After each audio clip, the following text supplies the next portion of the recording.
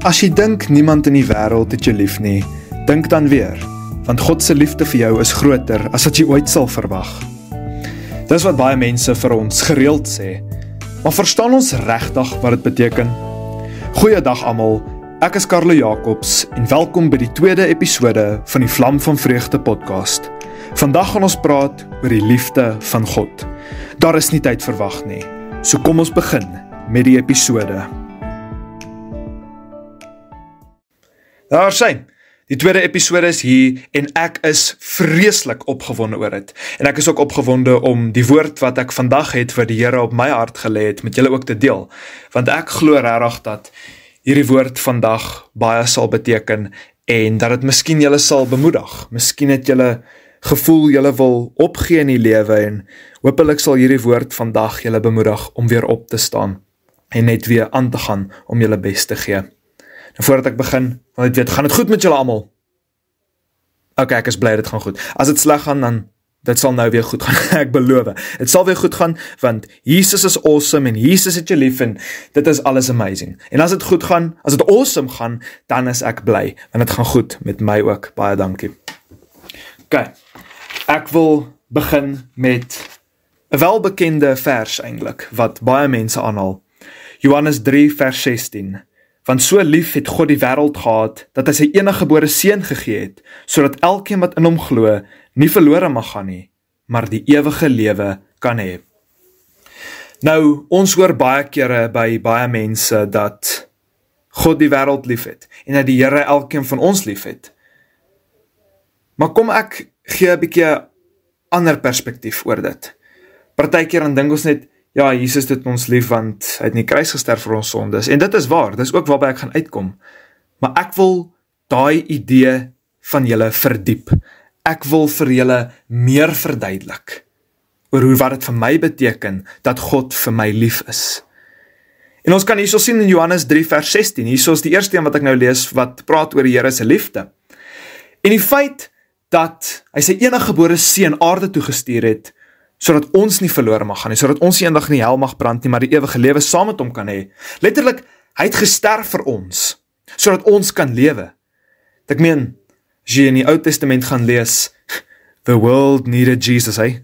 Yes, ja nee, die wêreld het Jesus nodig gehad, definitief, want, as mens vat die Israeliete wat keer op keer van die Here weggedraai het, en net getwyfel het, en dan het die Here iets wonderbaarlik in hulle lewe gedoen, en dan is hulle geloof weer terug in die Here.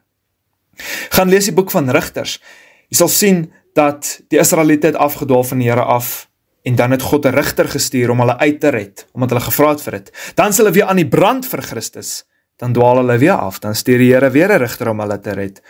Dan is hulle weer aan die brand, en dan dwaal hulle weer af, en so gaan dit net voort en voort en voort. Toe kom het op die punt waar die mense konings gesoek het, en dan het ons 'n goeie koning gehad, wat die wil van God gedoen het, en hy het die volk goed gelei.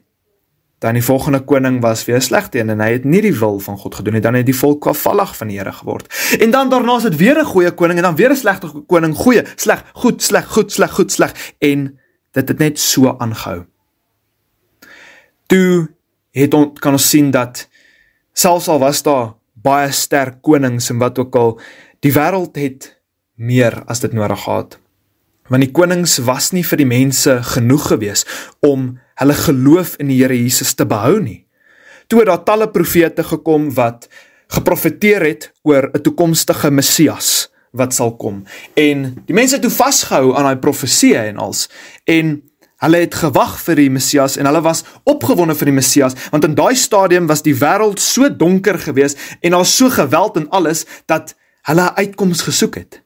Hulle het gesoek dat die Messias moet kom om hulle te red uit alles uit en vrede vir die wêreld te bring. Dis wat hulle verwag het. Hulle het verwag dat die Messias 'n groot koning sal wees, die koning van die wêreld, en alle evil sal oorwin op die aarde. En toe kom Jesus. Al die Ou Testament profeseë is vervul en die kind is in Bethlehem gebore. Jesus Christus van Nasaret was daai dag gebore. En hy het toe gesê hy is die Messias, en hy is die seun van God, en alsmaar, hulle het hom nooit geglo nie. Hulle het mos verwag hierdie groot koning, maar hier is hy is 'n carpenter, en alsin, hy is net 'n doodnormale mens wie sê hy is God.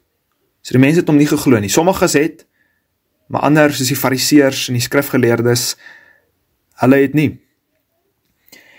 En toe kruisig hulle hom, as gevolg van dat hy gesê het, hy is God, en hy is koning en al die dinge. Toe kruisig hulle hom, en toe daarna het hy gesterf. En die ding is, hulle het gedink dat hy 'n groot koning is vir die wêreld gaan regeer en die evil sal oorwin. Maar die ding is, hy het dit klaar gedoen. Hulle het gedink, hy gaan vrede vir ons op die aarde gee, maar die realiteit is, as ons eendag sterf, en ons glo in hom, dan sal ons 'n ewige lewe saam met hom hê, in die koninkryk, in die hemel. Ons gaan 'n ewige lewe hê. En dit is wat hy vir ons beloof. Hy beloof nie vir ons vrede op aarde nie, hy beloof vir ons vrede en vir ewigheid eendag daar in die paradys. En dit is wonderlik.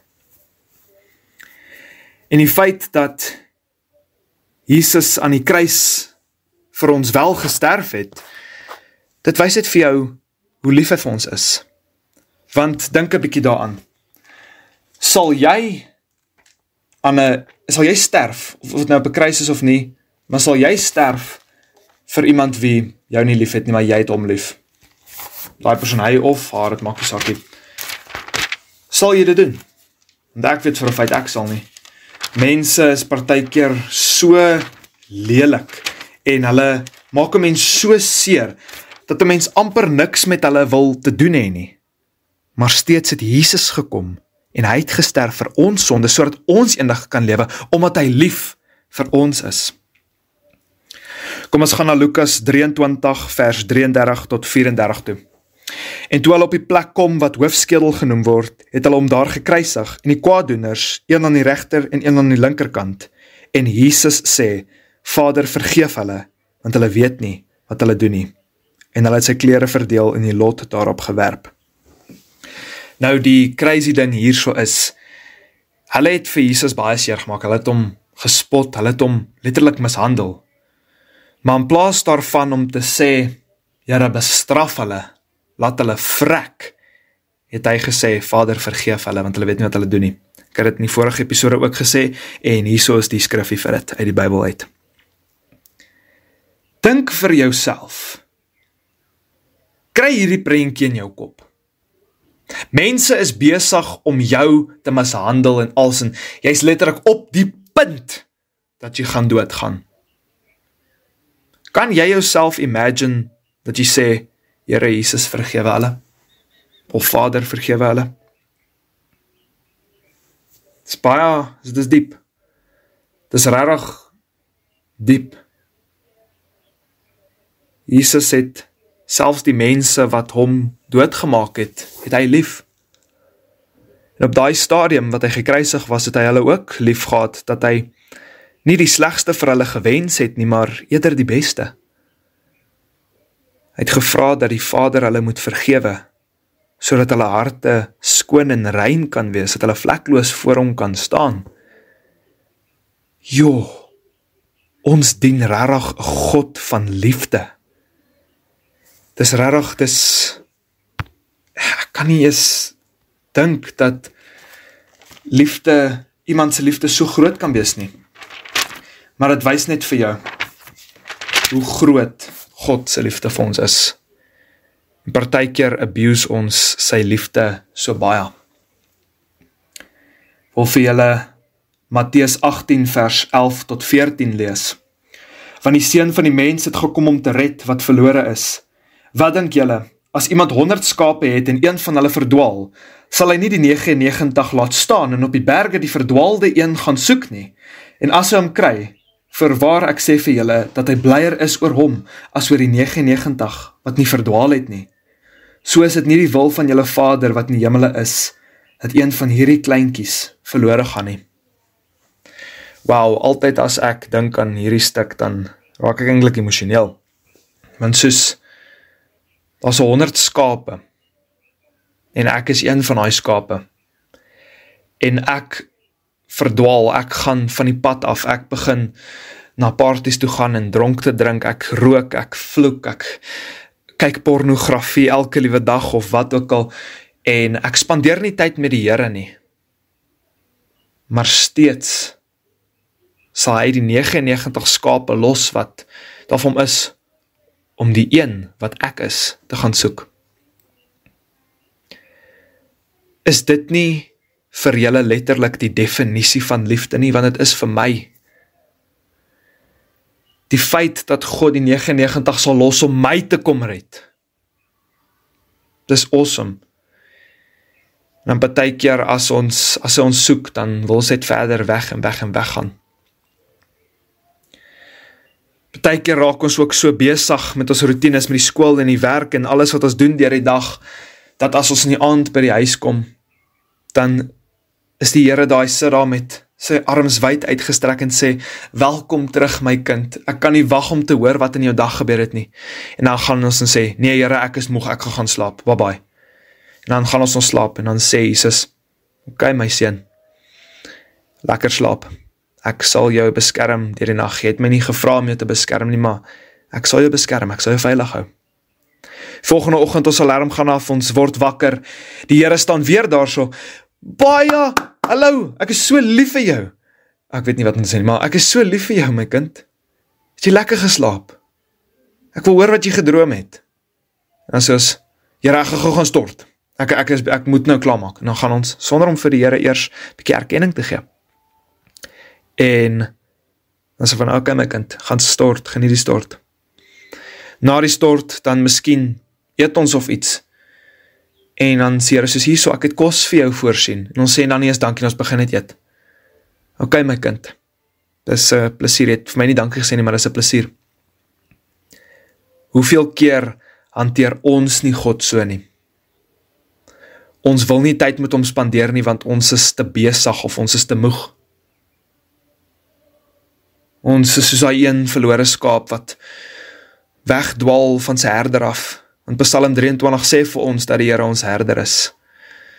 Partykeer dwaal ons so van hom af weg, maar steeds sal hy kom om ons te kom haal. Partykeer is dit ons kinders van die Here of ons Christene wat juist die verste weg van God af bly partykeer. Dis ons wat ons self Christene noem, wat Jesus die meeste verraai. Dis die hartseer deel, ek sien partykeer by, as ons soos godsdienstonderrig by die skool het en als, dis partykeer juist die Christene wat sit en giggel nie klas terwyl daar oor die Here gepraat word. Dis partykeer juist die Christene wat sit en giggel soos dalk bid of iets. En die ateïste, hulle sit en hulle luister wat die dominee of die pastoor sê. Want wie weet, dalk is hulle soekend na die Here, hulle wil so graag ook die liefde van God voel. Hulle hoor almal praat van die liefde van God en hulle wil dit ook hê. Maar dan is ons die distraction. Ons sit en lag en giggel en fokus hulle op ons, in plaas van om op die Here te fokus. Dan kom hulle nie by die Here uit nie, as gevolg van ons aksies. Een juffrou het een keer vir ons klas gesê, ek dink dit was Mahatma Gandhi gewees, wat sy gesê het, wat het gedoen het, of wat het gesê het. Hy het gesê, I would have been a Christian if it wasn't for Christians. En wat dit beteken is, hy sê dat Christene is partykeer die mislikste mense. Christene is partykeer die mense wat die meeste skinder, wat ander mense seermaak, wat steel, wat harte breek. En dis hoekom hy nie 'n Christen wou wees nie. Want hy sê hy wil nie geklassifiseer word onder daai tipe mense nie. En kind van God, ek wil hê jy moet vandag vir jouself die vraag vra. Abuse jy God se liefde of nie? Want ons is deur genade alleen gered, genade onbeskryflik groot, en steeds gaan ons aan, soos wat ons wil aangaan. Ons kom nie bietjie op 'n punt waar ons stil voor die Here raak en regtig net tyd met hom spandeer nie. Is altyd net 'n 5 minute gebed net om ons gewete te sis. Partykeer dan sê ons, o nee, ek is nie lus om vanaand te bid nie, want ek is siek, ek kort my slaap. Jy dien Yahweh, Rafa, die God wat genees. God sal jou genees. Dis juist die tyd wat jy die meeste moet bid, as jy siek is. Maar nee, ons raak so vasgevang deur ons vlees. Ons vlees is dalk siek, en dan wil ons nie bid nie. Maar niks mekeer met ons siel nie, niks mekeer met ons gees nie. Ons raak partykeer so afvallig van die Here, maar steeds sal die Here die 99 skape los, om die een te gaan soek, wie jy is, wie ek is. En as hy ons vind, is hy so bly, dat ons terug by die huis is. Hy sal letterlik sit en salk oor ons, as ons weg is, en as ons terug is, dan is hy soos, welkom tuis my kind, ek het jou gemis. En daarom moet ons die Here ernstig opvat, en sy liefde nie gebruik nie. Die Israeliete het in die Ou Testament keer op keer afvallig vir die Here, van die Here afgeword. Steeds het die Here hulle elke keer vergewe. En dieselfde God, wie hulle elke keer vergewe het, jare terug, daai tyd, is dieselfde God, wie jou vandag sal vergewe. As jy 'n sondige lewe en jy is ver van die Here af, en jy soek baie graag die liefde van God, dan het ek baie goeie nuus vir jou vandag. Jesus se arms is wyd oop, en hy wil jou hê. Hy wil jou sy kind noem. Want, dink aan dit so, as ons Satan dien, dan is jy 'n dienskneg van die sonde. Maar as jy die Here dien, is jy 'n kind van God. Satan noem jou sy dienskneg. Maar die Here Jesus Christus van Nasaret noem jou sy kind. En dink 'n bietjie vir jouself, sal jy eerder 'n dienskneg wil wees, of sal jy eerder 'n kind wil wees? Want ek sal eerder 'n kind wil wees. Ander godsdienste dien net hulle God, maar by ons het ons 'n verhouding met ons God. Hoe cool is dit nie, ha? Die Here het ons so lief. Hy het letterlik alles gemaak, die hele galaxy en alles, en al die planete en ons is kleiner as 'n sandkorreltjie, as al ons mense van die aarde saam staan, en steeds het die Here elke liewe een van ons lief, individueel. Hy ken elke liewe van een van ons, nog voordat ons gebore was. Is dit nie amazing nie? Ja, ek voel eintlik 'n bietjie emosioneel, ek voel of ek eintlik wil huil.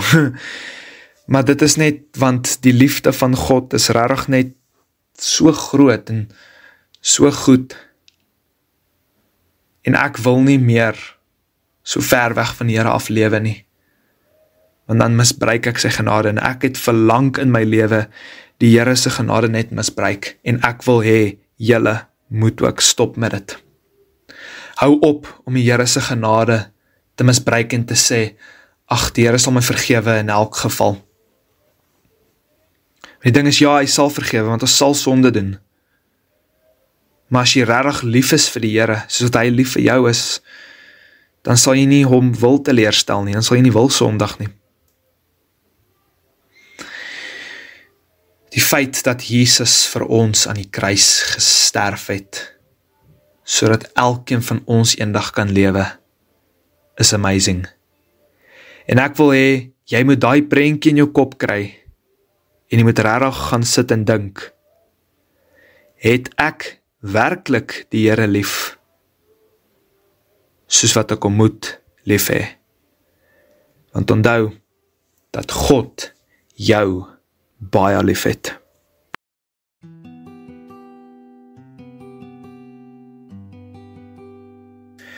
Daar is hy, tweede episode van die podcast Done and Dusted.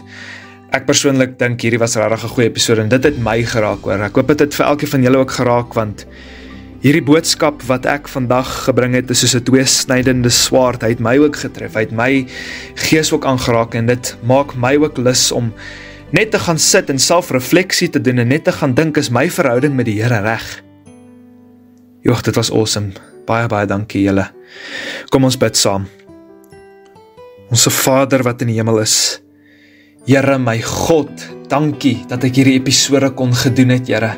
Dankie dat U dit op my hart gelê het, Here Jesus, om dit ook aan die mense te kan gee. Dankie dat U my gevul het, Heilige Gees, sodat ek die woorde kon spreek en die woorde wat ek wel gespreek het van U af alleen was en nie van my eie insigte af nie.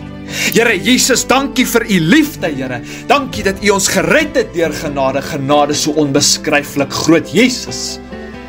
Joh, Here, daar's krag in U naam. U is die God van liefde, Here.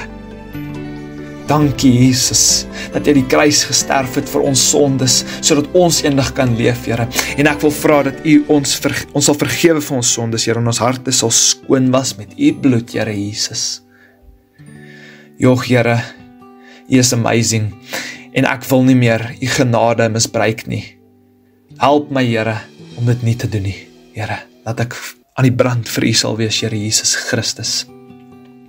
Here, ek bid ook vir elkeen wat vandag hierdie episode luister, Here. Ek bid vir oorwinning, wat in hulle lewe kan plaasvind. Here, as enige een van hulle genees moet word, wat siek is, Here, ek bid vir genesing, want U is Yahweh Rapha, die God wat genees, Here. Dankie, Here, dat U die 99 skape sal los, om ons te vind, Here, wat verlore is. En dankie, Here, dat elke keer wat ons teruggaan na U toe, U ons steeds sal vergewe en steeds net so lief vir ons sal wees, soos dat U was voordat ons verlore gegaan het, Here. Here, dankie dat U ons vergewe, keer op keer. Maar Here, help ons om nie daai geskenk, daai genade van U te misbruik nie, soos ek al miljoen kere gesê het in hierdie episode. Maar dit is regtig belangrik, Here. Dankie, Jesus, vir alles. Here, ek is lief vir U. Here, my God, U is my Papa. U is my God, U is my Vader, U is my Meester, Here. U is my koning, die koning van my lewe. U is die koning van konings, die God van die gode, Here Jesus. En ek wil vir U sê dankie vir alles, Here. Dankie, Jesus. Ek bid dit alles in Jesus naam. U is die Messias. U is my God. Amen. Joh, as die Heilige Gees 'n mens vul, is dit regtig, dis 'n belewenis hoor. En hy het definitief my gevul in hierdie episode, joh. Maar ja, ek wil net vanaand 'n announcement gee.